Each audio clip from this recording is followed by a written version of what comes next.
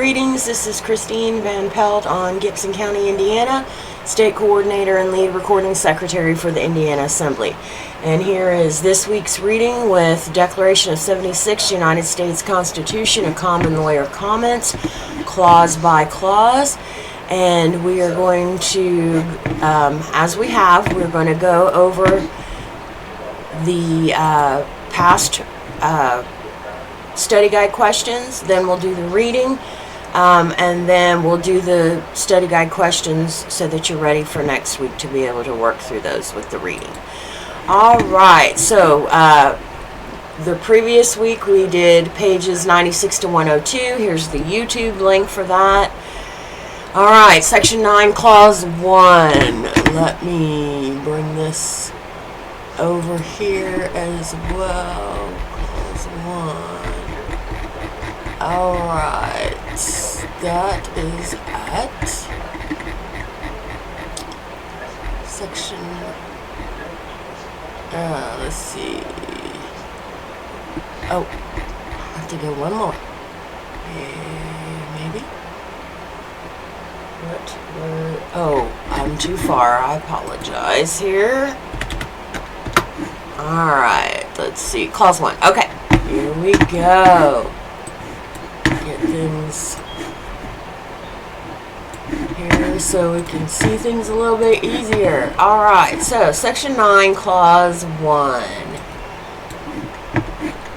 The migration or importation of such person as any of existing shall think proper to admit shall not be permitted by the Congress prior to the year 1888, but a tax or duty may be imposed on such importation not exceeding $10 for each person. If you'll notice, they're using the word person, not people. As such, it is unconstitutional to alter this fixed value as the Federal Reserve Bank clause does without amending our Constitution. Alright, section 9, clause 2, the privilege of the writ of habeas corpus shall not be suspended unless when in cases of rebellion or invasion the public safety may require it. Alright, so in cases of rebellion or invasion of the public safety may require it. Called the Great Writ, the writ of habeas corpus grants no right. The right against false jailing is as old as laws of nature, but instead provides a ready tool whereby one can quickly remedy a false imprisonment. Alright, 156. The common law tradition holds this writ to be the first and greatest weapon for personal freedom. The common law, having upheld it for ages before Parliament by statute, confirmed it. Okay. 157. The writ of habeas corpus, by which the authority under which a person may be detained may be challenged, is of immemorial antiquity. Because the power of the habeas corpus writ to keep a country free is immeasurable, it alone is called the Great Writ. 159. Let's see. It nevertheless conferred no right, but only secured a right already existing. For although the right could not justly be denied, there was often no effectual remedy against its violation. 160. Let's see. For following let's see. For following Fuller. Okay, for following Fuller's counsel, however, the Star Chambers and the High Commission's priests, judges, jailed Fuller's clients for contempt. Interesting. 161. Let's see. Jailing. Here we go. Jailing a suspect or potential witness for long spells under hard and humiliating conditions can break his will and force his compliance to false confession or testimony. We've seen this many times. We had to have the whole ordeal of finding out that waterboarding torture proved no actual value, right? 162. Let's see here. The writ of habeas corpus can also, let's see, run against a hospital for holding one without right. 163. If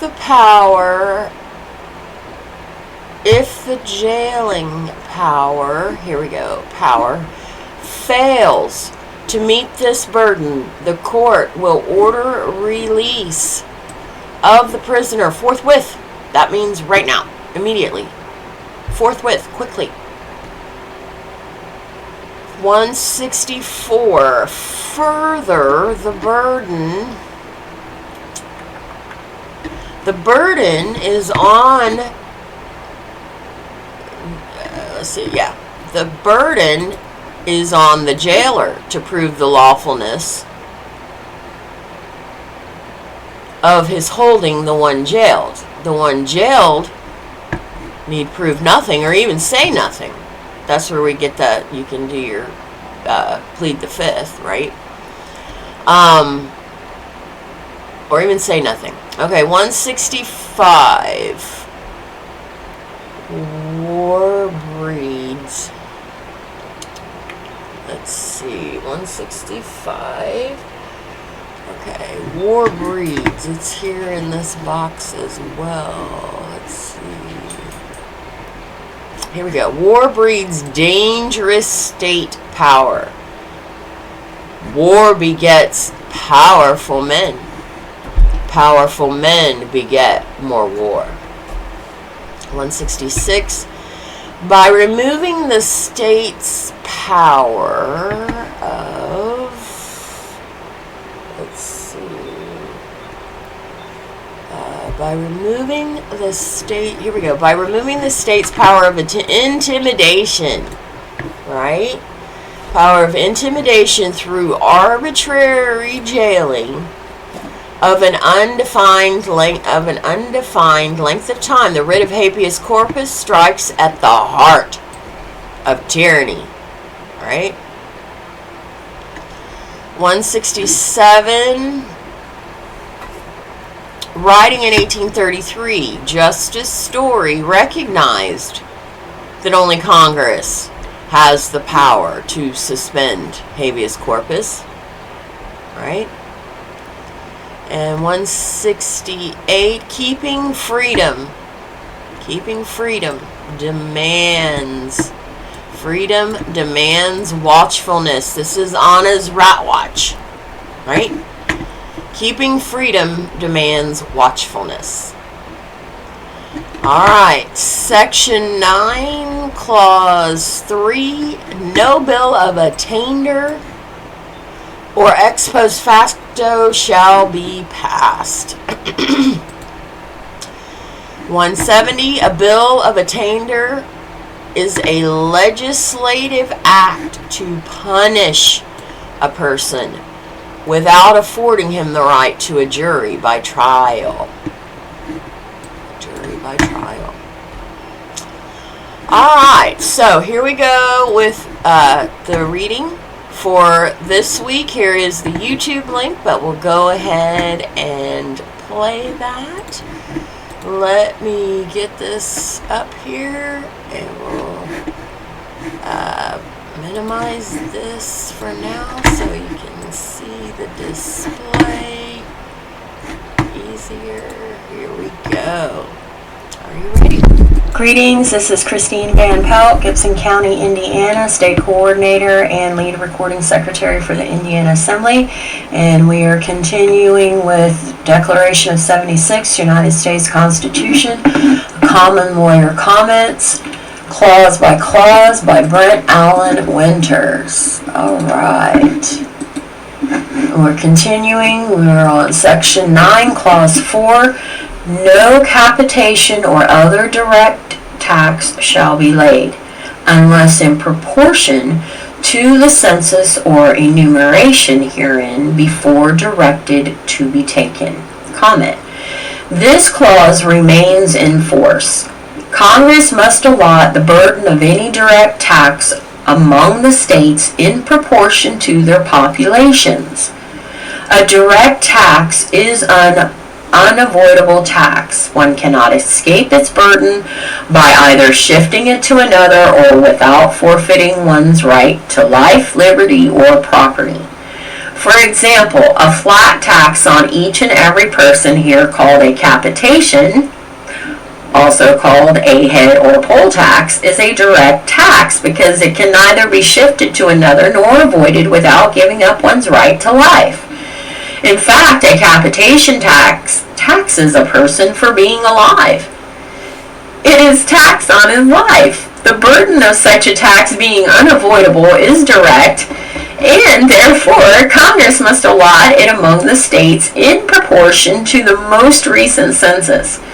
A government capitation or poll tax offended our Constitution's ratifiers because they saw, as did the ancient Israelites of Rome's poll tax, that it encroached upon God's poll tax. See Exodus 30:11-16, followed by Matthew 22:17 and Mark 12:14.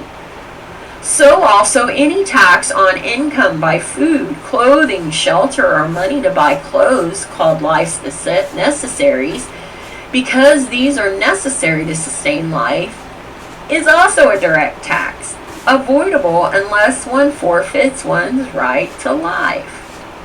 Because one can avoid a tax on profit gain by refusing to make a profit, a tax on a man's profit need not be distributed among the states, each in proportion to its population. But a tax on life's necessaries does not tax profit or gain, and therefore being unavoidable is direct, requiring allotment among the states. Bottom line, any tax upon a person by virtue of his being alive, poll tax, or upon those things necessary to keep him alive, example, health care, or his living, food, clothing, shelter, is a tax upon his life, and therefore being unavoidable unless he forfeits his right to life, is a direct tax requiring distribution of its burden among the states according to population. Likewise, a tax on an even trade, a clean swap having neither profit nor gain, is a direct tax requiring apportionment of its burden among the states, such as compensation in money, goods, or services for time, work, or services rendered. Where an amendment to the Constitution has changed an original provision, commentators sometimes drop a footnote, such as changed by amendment. However, regarding the foregoing clause, editors often add a note directing the reader to Amendment 16. But never suggest it has changed the foregoing clause or Congress's power to tax. In fact, it has not. Amendment 16 is nevertheless troublesome because, among other reasons, its ratification is poorly attested at best. To add confusion, government hirelings and dependents unable to argue well from early Supreme Court Amendment 16 cases try to argue that the more recent tax code clears up or otherwise trumps the Supreme Court's earlier findings based on the common law first principles behind our Constitution. Legislation, however, always muddles more than makes clear. In sum, this clause requires Congress to distribute the burden of any direct tax, i.e., an unavoidable tax, among the states in proportion to each state's population.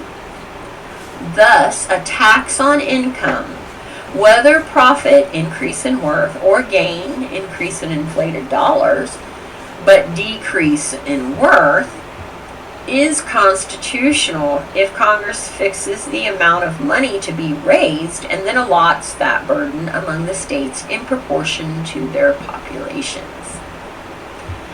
A tax on profit need not be allotted because Amendment 16 never says it repeals any part of our Constitution. We must understand that that amendment says the Supreme Court in line with this foregoing clause.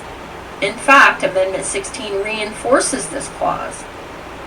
The sharp disagreements over income taxation result from the confusion that all three branches of the general government, foster by refusing to grab the nettle with the bare hand and decide the weightier questions. Unconstitutional income tax collection now emboldens government lawlessness, drawing swarms of ignorant clerks, unprincipled agents, and dishonorable bureaucrats, striking fear and confusion into elected officials, judges, and jurors, resulting in wholesale disrespect for the Bill of Rights and low tax revenues. See this handbook, U.S. Declaration of 76, Section 19, U.S. Constitution, Article 1, Section 2, Clause 3, Article 1, Section 8, Clause 1, and Amendment 16 and comments discussing the power to tax. Section 9, Clause 5, no tax or duty shall be laid on articles exported from any state. Comment. In this clause, exported means shipped from one state to a sister state or a foreign country. The southern states feared that the new general government would tax their farm exports and destroy their welfare. This clause bars such a task. Like the Commerce Clause, it aims to keeping government from putting any damper on commerce between sister states and other countries. See this handbook, U.S. Declaration of 76, Section 18, and Amendments. Comment. Section 9, Clause 6. No preference shall be given by any regulation of commerce or revenue to the ports of one state over those of another. Nor shall vessels bound to or from one state be obliged to enter, clear, or pay duties to another. Comment. This clause bars any state from taxing a ship coming to that state from the sister state. It further bars Congress from making a law concerning trade that favors one state over another because such favoritism hampers interstate commerce, disrupting its free flow regularity. Section 9, Clause 7. No money shall be drawn from the Treasury but in consequence of appropriations made by law. And a regular statement and account of receipts and expenditures of all public money shall be published from time to time. Comment. This clause bars anyone in any of the three branches of government from spending any national government money without Congress's consent. In addition, the general government must publish financial statements from time to time, i.e., as often as the people by their representatives in Congress demand. In all events, Congress alone must hold the purse strings. Congress's power of the purse, however, is now of no effect because the Federal Reserve Bank now bypasses Congress by printing money for any war or welfare it desires to effect political manipulation. Section 9, Clause 8. No title of nobility shall be granted by the United States, and no person holding any office of profit or trust under them shall, without the consent of Congress, except of any present emolument, office, or title of any kind whatever from any king, prince, or foreign state. Comment. This clause bars the general government from giving anyone a title of nobility inheritable by blood, such as count or countess, duke or duchess, baron or baroness, etc. Note well, this clause does not bar titles of common respect and honor, Mrs. or Mr., ma'am or sir, for men and women, miss or master, or for boys and girls, or even Kentucky Colonel. Such titles of common respect are not inherited by blood descent. Further, national officials may never accept any gift, office payment, or title from a foreign power without getting Congress's consent. An attorney on the rolls of a federal court holds an office of trust under the United States, and as such, this clause bars him from accepting anything from any foreign power. However, the title squire or esquire is barred to such an attorney only if a foreign power has granted it, and if not, it carries the significance as a lawful title of respect. Mr. or Miss, Mrs. or Mr., ma'am or sir, for men and women, miss or master, for boys or girls. This clause, however, does not apply to an attorney license or practice before the courts of one of the several states. Titles of nobility carry three dangers. The privileges they carry are hereditary by blood. When from a foreign power they encourage splitting of loyalty from the United States, they deem noble those who are not, thereby usurping the place of God. Thus, because the U.S. recognizes the Vatican to be a sovereign state, any title and attorney allowed to practice before the federal courts who accepts from the orders or organization of the Vatican are a clear violation of this clause to bar such an attorney's acceptance of any kind, emolument, office, or title, or of any kind whatever from any king, prince, or foreign state. The following related amendment, proposed in 1810, was likely ratified in 1819, but is contested. It forbids split loyalties, such as dual citizenship, which now invades even the president's cabinet and federal bench. If observed, it would root the disloyal from national and state government. If any citizen of the United States shall accept, claim, receive, or retain any title of nobility or honor, or shall, without the consent of Congress, accept or retain any present pension, office, or emolument of any kind whatever from any emperor, king, prince, or foreign power, such person shall cease to be a citizen of the United States and shall be incapable of holding any office of trust or profit under them or either of them. Section 10, Clause 1. No state shall enter into any treaty, alliance, or confederation, grant letters of marque and reprisal, coin money, emit bills of credit, make anything but gold and silver coin a tender in payment of debts, pass any bill of attainder, ex post facto law, or law impairing the obligation of contracts, or grant any title of nobility. Comment. Though each of the several states is sovereign respecting its sister states, foreign countries, and the general government, This clause allocates the powers it lists to the general government.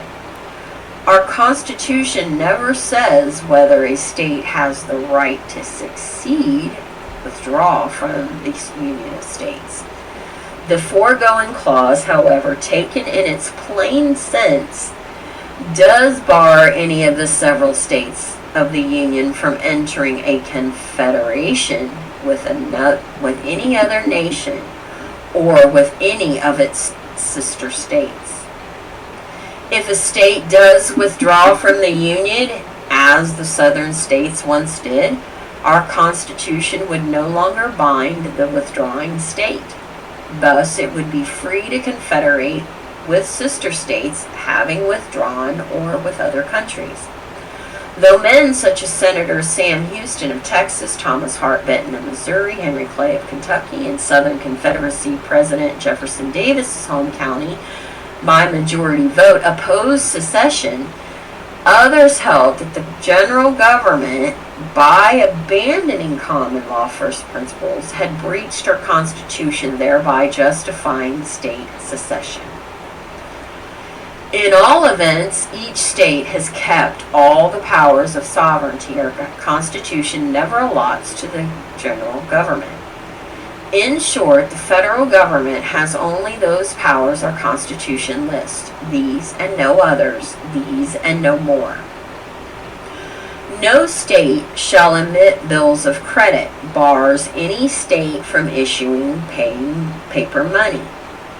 This clause phrase, tender in payment of debts, called legal tender, is that which the law deems to satisfy a debt once tendered or offered to the creditor, whether he accepts it or not.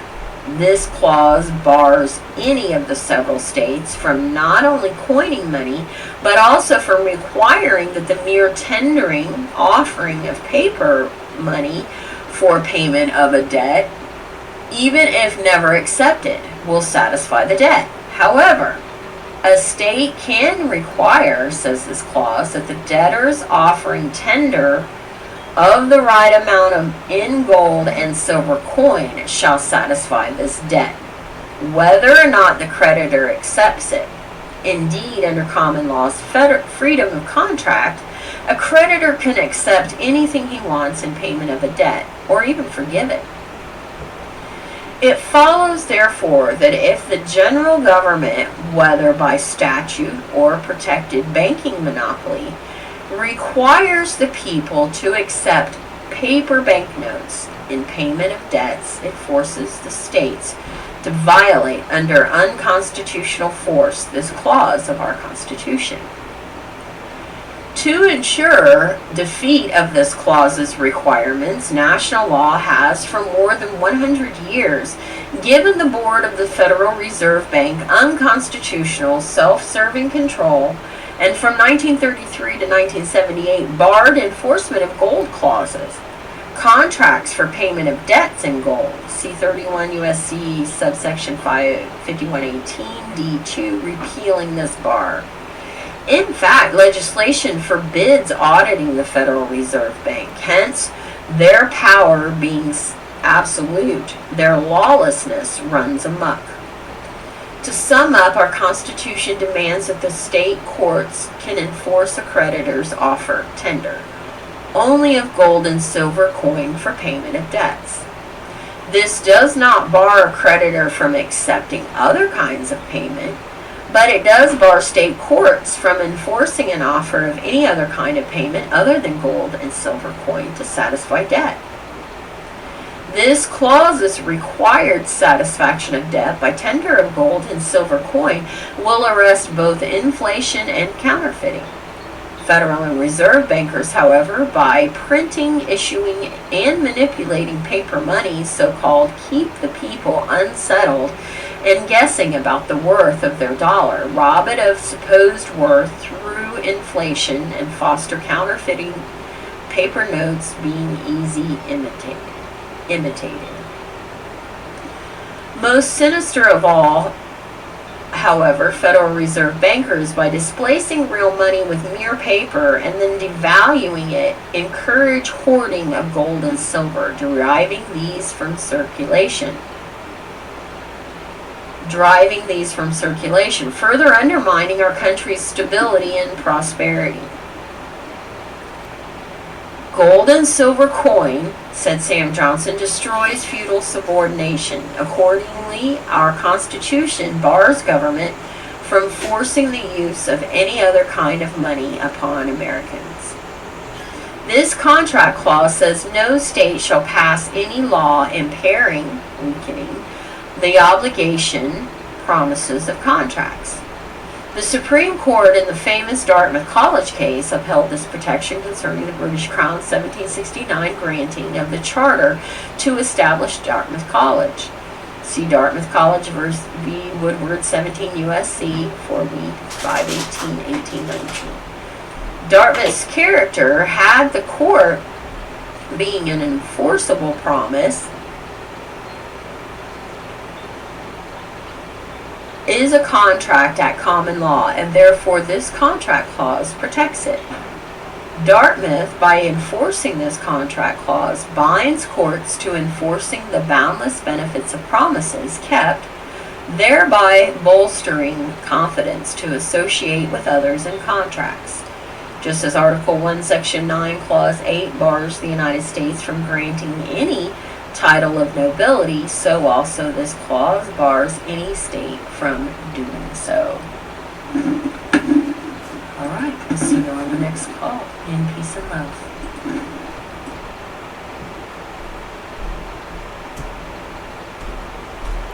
All right, that was that reading. We'll go ahead and run through the study guide questions for that reading, for pages 102 to 109. All right, Section 9, Clause 4. No capitation or other blank tax shall be laid unless in proportion to the blank or enumeration herein before directed to be taken. 172. In fact, a blank tax taxes a person for being blank. It is a tax on his life. 173, but a tax on life's blank does not tax profit or gain, and therefore being blank is direct, requiring allotment among the states. 174, likewise, a tax on an even blank, a clean swap having neither profit or gain, is a direct tax requiring blank of its burden among the states, such as compensation in money, goods, or services for time, work, or services rendered. All right. Number 175, in sum, this clause requires Congress to blank the burden of any direct tax, i.e. an unavoidable tax, among the states in blank to each state's population. 176, unconstitutional income tax collection now blank, government blank. 177, Section 9, Clause 5, no blank or duty shall be laid on articles blank from any state. 178, this clause blank such a tax. 179, Section 9, Clause 6, no blank shall be given by any regulation of commerce or revenue to the ports of one state, blank, those of another, nor shall vessels bound to or from one state be obliged to enter, clear, or pay duties to another. 180. This clause bars any state from blank a ship from coming to that state from a blank state. 181, Section 9, Clause 7. Excuse me. No money shall be drawn from the Treasury, but in consequence of appropriations made by blank, and a regular statement and account of receipts and expenditures of all public money shall be blank from time to time. 182, in addition, the general government must publish blank statements from time to time, i.e. as often as the people, by their representatives in Congress, blank. 183, Section 9, Clause 8, no title of blank shall be granted by the United States, and no person holding any office of profit or trust under them shall, without the consent of the Congress, blank of any present, emolument, office, or title of any kind whatever from any king, prince, or foreign state. And we're seeing that that's what's happened, right? 184, further, blank officials may blank accept any gifts, office, payment, or title from a foreign power without getting Congress's consent. 185, titles of nobility carry blank dangers. The privileges they carry are hereditary by blank. When from a foreign power they encourage splitting a blank from the United States, they deem noble those who are not, thereby usurping the place of blank. 186, it forbids blank loyalties, such as blank citizenship, which now invades even the president's cabinet and federal bench. 187, Section 10, Clause 1. No blank shall enter into any treaty, blank, or confederation, grant letters of marque and reprisal, coin money, emit bills of credit, take anything but gold and silver coin, a tender in payment of debts, pass any bill of attainder, ex post facto law or law impairing the obligation of contracts, or grant any title of nobility. 188, our Constitution never says whether a blank has the right to blank withdraw from the Union of States. 189, if a state does blank from the Union, as the southern states once did, our Constitution would no longer blank the withdrawing state. 190, in short, the federal government has only those blank our Constitution blank, these and no others, these and no more. 191, indeed, under common law's freedom of contract, a blank can accept blank he wants in payment of a debt or even forgive it. 192, in fact, legislation blank auditing the Federal Reserve blank. 193, hence their power being blank, their lawlessness runs blank.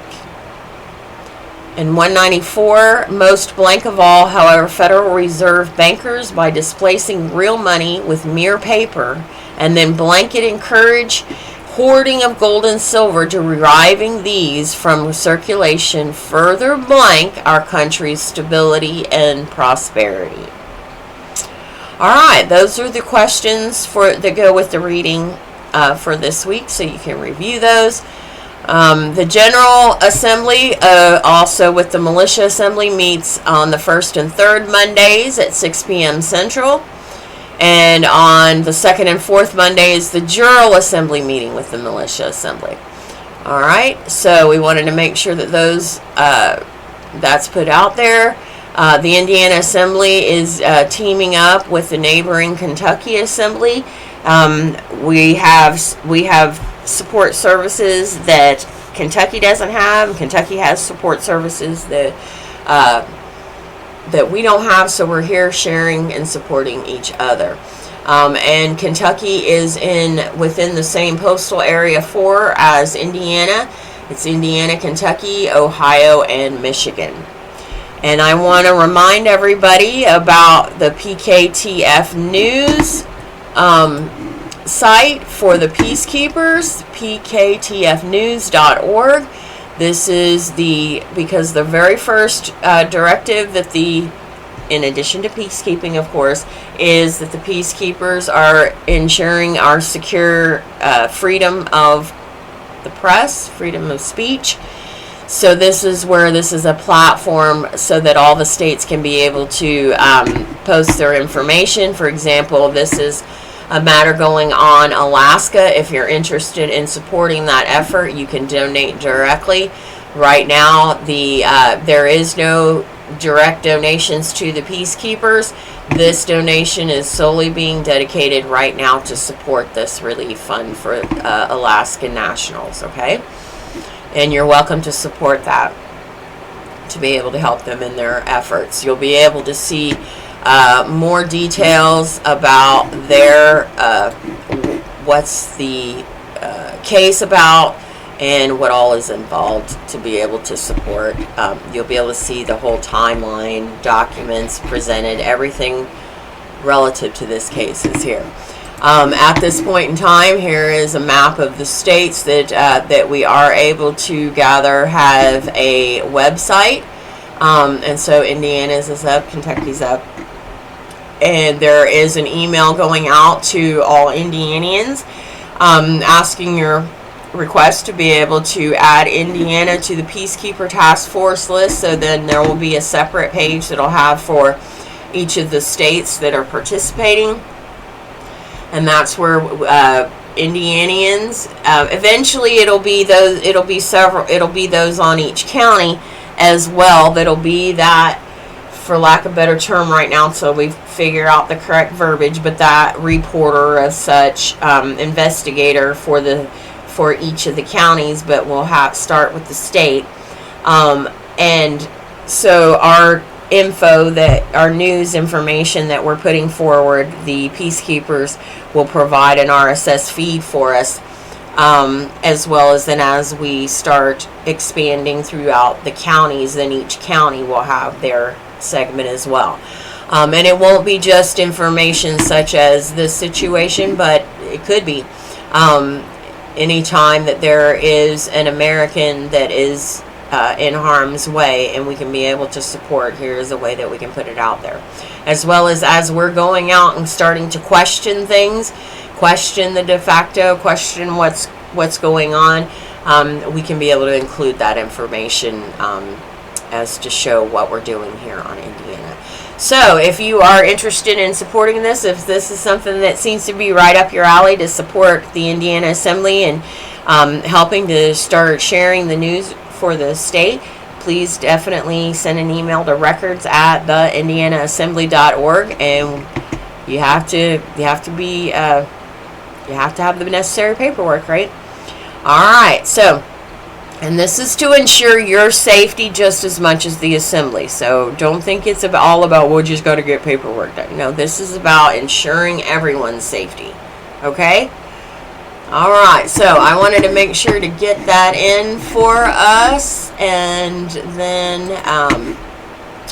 so we are streaming the assembly calls on Odyssey, Rumble, YouTube, of course.